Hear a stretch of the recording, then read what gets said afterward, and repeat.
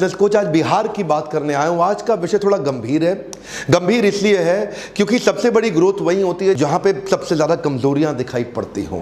देश के अंदर सबसे बड़ी ग्रोथ वही होगी जहां ग्रोथ का सबसे बड़ा गैप बाकी बचा हो। बिहार एक ऐसा राज्य है जहां ग्रोथ का सबसे बड़ा गैप है, जहां पे ग्रोथ की निश्चित रूप से बहुत तेजी से बहुत ज्यादा आवश्यकता है। मेरी जिम्मेदारी बनती है कि मैं उसको केस स्टडी के रूप में आपके सामने प्रेजेंट करूं। 7 बातें बताऊंगा क्यों बिहार इतना पीछे रह गया और क्या किया जाए ताकि बिहार आगे बढ़ सके। देखिए, सबसे पहले तो समझिए, जो हमारे 32-33 राज्य आज हमारे देश के अंदर, यूनियन टेरिटरी मिला करके 33-34, इनके अंदर बिहार का जो पर कैपिटा इनकम है वो लोएस्ट है। क्यों है ऐसा? 31,000 रुपए के आसपास सालाना इनकम है एक व्यक्ति की बिहार के अंदर। ऐसा क्यों है? क्या कारण है कि आज एवरेज इनकम बिहार की इतनी नीचे चली गई है? ये पर कैपिटा इनकम क्या होता है? ये निकाला जाता है एक ही स्थान, एक ज्योग्राफी के अंदर उनकी टोटल इनकम को टोटल पॉपुलेशन से डिवाइड करके। देखिए, ये वीडियो किया जाता है। ये क्यों प्रतीकात्मक हो गया? बोलते हैं एक बिहारी 100 बीमारी। बिहारी की शक्ल के हट।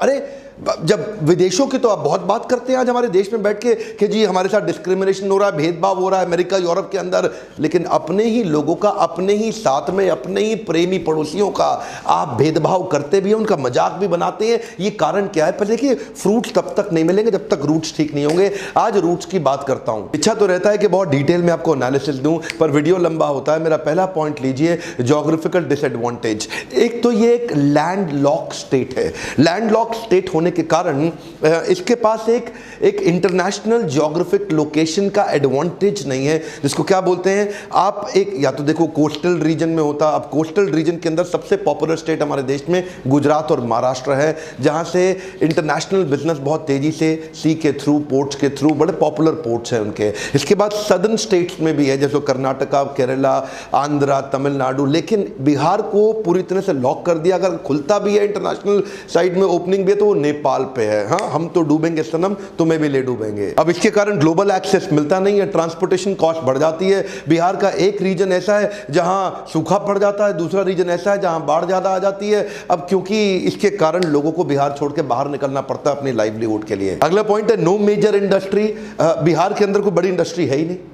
कोई बड़ी इंडस्ट्री अभी भी ब्लू चिप कंपनी के अंदर, हिंदुस्तान यूनिलीवर के अलावा बड़ी कंपनी इस समय बहुत ज्यादा इन्वेस्टमेंट बिहार में करना ही नहीं चाहती। आप समझिए बात को कि बंगाल से, उत्तर प्रदेश से, मध्य प्रदेश से ट्रक भर भर के माल आता है, लेकिन वो ट्रक वापस खाली जाता है। एक कम ऑन, वापस खाली जाता है। यहां से बिहार से कुछ बाहर नहीं जा रहा, बिहार बाहर से माल ले रहा है, दे नहीं रहा कुछ भी। पहले शुगर मिल्स और फर्टिलाइजर्स के प्लांट्स हुआ करते थे, इकोसिस्टम कमजोर होने से कंपनीज ने लॉसेस करना शुरू किया, वो भी बंद हो गई, लोग बाहर जाने लगे छोड़ के। नेले पे दहला तो तब हो गया कि जब झारखंड बिहार से अलग हुआ। जैसे ही झारखंड बिहार से अलग हुआ, मिनरल रिच कंपनी, सारे बड़े कॉर्पोरेट, जितनी भी माइनिंग होनी थी सब झारखंड में निकल गया। बोकारो हाथ से निकल गया, टाटा नगर, जमशेदपुर हाथ से निकल गया। अब तो कुछ मिनरल भी नहीं बचा बिहार के, तो बिहार बेचारा दब गया। तीसरा पॉइंट है फ्रेट इक्वलाइजेशन पॉलिसी। ये 1950 के दशक में आया था और 1990 के दशक तक रहा।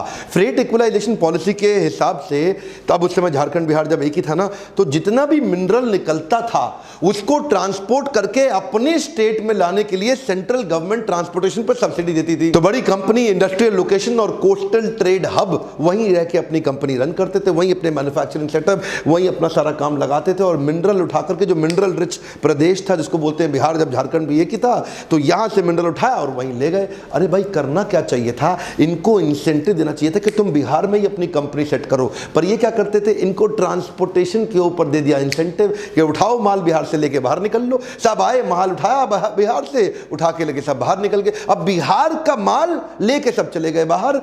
अगर वहीं फैक्ट्रियां लगा दी होती तो बिहार में आ जाती एम्प्लॉयबिलिटी, इधर का ना कल्चर बदल जाता। यहाँ पे एजुकेशन और एम्प्लॉयबिलिटी दोनों कम रही, इसीलिए इनकी नेशनल अर्निंग के मुकाबले बिहार की अर्निंग बहुत कम रह गई। मिनरल रिच स्टेट होने का कॉम्पिटिटिव एडवांटेज होते हुए भी इसको 1993 तक लूटा गया है। चौथा मेरा पॉइंट है frog in the pond think it's an ocean. इसे क्या बोलते हैं? इसे बोलते हैं कुएं का मेंढक। जो कुएं का मेंढक है ना, वो उस कुएं को समुद्र समझता है। तो जो बिहार का आदमी है ना, वो सिविल सर्विसेज को ही सब कुछ समझता है। उसके लिए जिंदगी सिविल सर्विसेज ही है सब कुछ। IAS, IPS, IFS बन जाऊं, सरकारी नौकरी मिल जाए, रेट लिस्ट तय कर दिया, तेरी सरकारी नौकरी, तेरे को दहेज में इतना पैसा मिलेगा। इनको क्या लगता है, सरकारी नौकरी मिल गई, IAS ऑफिसर बन गया, ये टेबल के ऊपर तो लेगा, नीचे से भी लेगा। और क्या सोचते, ये एक्चुअली बिहार में ना कल्चर बन गया। ये देखते थे अपने आसपास, ये देखो ये बाबू है, आईएएस अफसर है, अब बिजली तो आ नहीं रही है, लेकिन सरकारी जनरेटर पे इसके घर में 24 घंटा बिजली रहती है। तो एक एस्पिरेशन सोशल प्रूफ के साथ बनता चला गया पूरे प्रदेश के अंदर। अच्छा, क्रेज इतना ज्यादा हो गया सिविल सर्विसेज का कि अब अगर कोई व्यापार करने निकले भी ना, तो वो क्या बोलते हैं, ए चौबे जी छब्बे बनने निकले, दूबे बन के लौटे। दैनिक भास्कर का मैं एक आर्टिकल पढ़ रहा था, क्या कहते हैं, पॉपुलरली बिहार के अंदर रेट लिस्ट तय कर दी गई है। आईएएस अफसर है, इतने का दहेज मिलेगा। आईएएस अफसर को 1 से 3 करोड़ का दहेज मिल जाता है, आईपीएस को 80 लाख से 2 करोड़,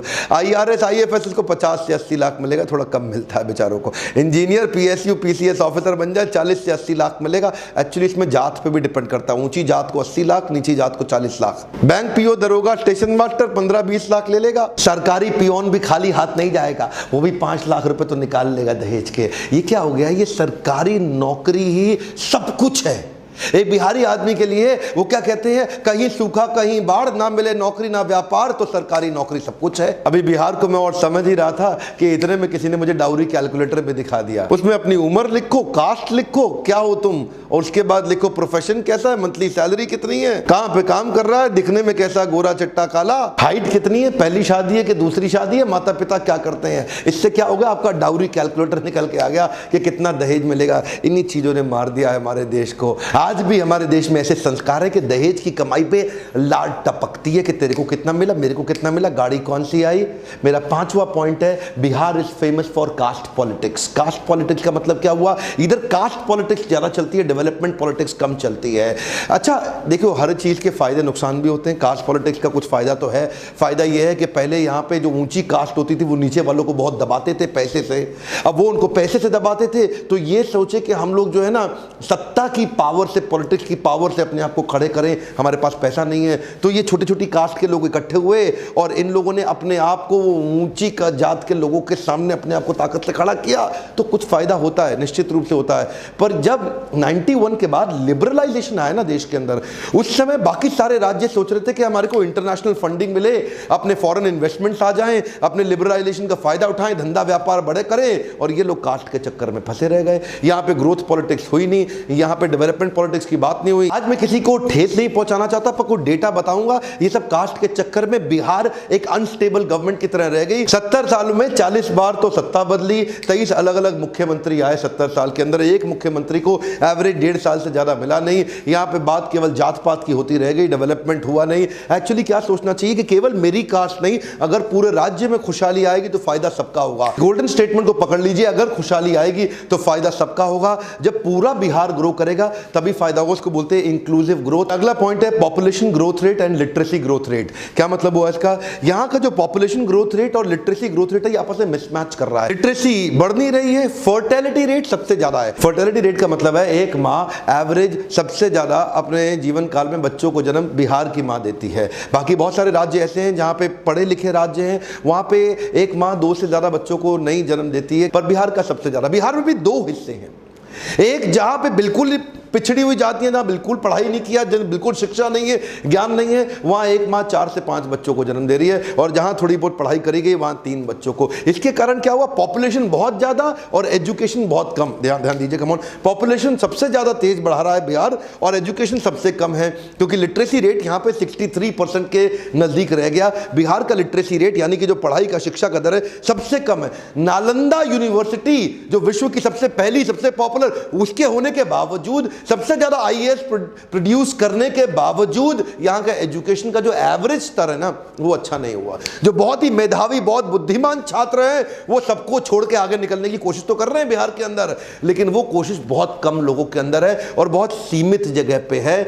उसके नए एवेन्यूज नहीं खोले जा रहे। अगला मेरा पॉइंट है education and employability is directly proportionate to earnings. इसका क्या अर्थ हुआ, समझिए बात को। पॉपुलेशन से असर आता है एजुकेशन पे, एजुकेशन से असर आता है एम्प्लॉयबिलिटी पे। अब क्योंकि पॉपुलेशन बहुत ज्यादा है तो एजुकेशन उतनी हो नहीं पा रही है कवर, और उसके कारण एम्प्लॉयबिलिटी नहीं आ रही, क्योंकि स्किल बिल्डिंग एक्चुअल बिहार के अंदर जितनी होनी चाहिए थी वो हुई नहीं। अब थोड़े से कुछ आंकड़ों को देखते हैं इस पर कैपिटा इनकम के चार्ट को। 1950 से 51 तक बिहार का 204 रुपए था और पूरे देश का 265 था। 2013 तक बिहार बढ़ के 28,000 तक पहुंचा।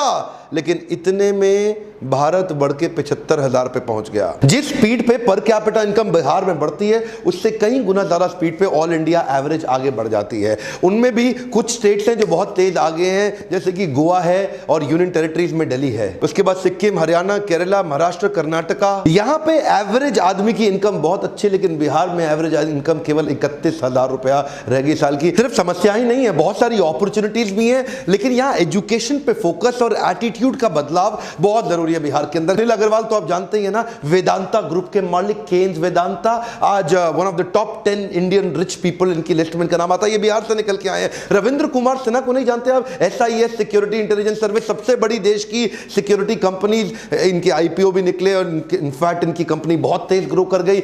बहुत सारे ऐसे व्यापारियों को जरूरत है जो एम्प्लॉयबिलिटी जनरेट करके दे सके। वो मानसिकता से बाहर आना है कि भैया सरकारी, मेरे को तो सरकारी, इस मानसिकता से बाहर निकल के वो सारी बिजनेस और ग्रोथ अपॉर्चुनिटीज प्रोड्यूस करनी है। सबसे ज्यादा ग्रोथ वही होगी, लेकिन मैं वहां ध्यान देना चाहता हूं जहां कोई ध्यान नहीं देना चाहता। इसलिए मैंने बिहार पे केस स्टडी बनाया। क्यों नहीं, बिहार जो पंजाब से आगे हुआ करता था एक समय पे, आज पंजाब 3 गुना ज्यादा इकोनॉमी ग्रो कर गया बिहार के मुकाबले पिछले 40-50 सालों के अंदर। क्यों हुआ ऐसा? आज एवरेज एज के मुकाबले में बिहार में यंगेस्ट पॉपुलेशन है, सबसे ज्यादा यंग पॉपुलेशन पूरे देश की आज बिहार में मानी जाती है। इतना यूथ है, सबसे ज्यादा हार्ड वर्किंग पॉपुलेशन के मामले में बिहार का नाम आता है। बिहार में बहुत सारी अपॉर्चुनिटीज और पॉसिबिलिटीज है, बहुत सारी ग्रोथ की। पहला मेरा आपको केवल ये सुझाव है, अपने होराइजन को बड़ा करें और पॉसिबिलिटीज पे फोकस करें। मैं लीडरशिप फनल ऐसे ही लोगों के लिए बनाने का प्रयास किया जिनको बिजनेस का नॉलेज अंडरस्टैंडिंग नहीं, लेकिन देखते ही देखते 6 महीने में नेक्स्ट लेवल पे जाते हैं। ऐसा नहीं कि मैं आपको कह रहा हूं कि लीडरशिप फनल ही आपके लिए सुझाव है, पर मैं इतना जरूर कहूंगा कि लर्निंग पे फोकस करिए, तभी अर्निंग बढ़ेगी। आपसे अगला प्रश्न पूछना चाहता हूं, किस और राज्य की केस स्टडी आप मुझसे चाहते हैं समझना? नीचे कमेंट बॉक्स में लिखिए। कौन से और स्टेट के ऊपर केस स्टडी बना सकूं? बिहार को आगे लेके जाना न केवल मेरी बल्कि इस देश में हर व्यक्ति की जिम्मेदारी है। बिहार के लोगों तक, हमारे प्यारे भाइयों तक ये वीडियो को पहुंचाइए, ताकि उनके अंदर शायद हो सकता है ये इंस्पिरेशन की चिंगारी जाग जाए। आपका वीडियो शेयर करना बड़ा महत्वपूर्ण है, क्योंकि अगर आप शेयर करेंगे तो लोग वीडियो देखेंगे, क्योंकि आपके शेयर करने में बहुत वैल्यू है। इसलिए इस वीडियो को पूरे बिहार के मेरे सारे भाइयों तक पहुंचाइए, ताकि उनके अंदर इंस्पिरेशन की एक चिंगारी जागे। अगर मेरे एजुकेशन बेस्ड वीडियो से अगर आपकी इतनी सी भी मदद होती है तो लाइक जरूर करा करिए। आपके लाइक से मुझे पता चलता है कि आपको इस प्रकार के वीडियोस पसंद है।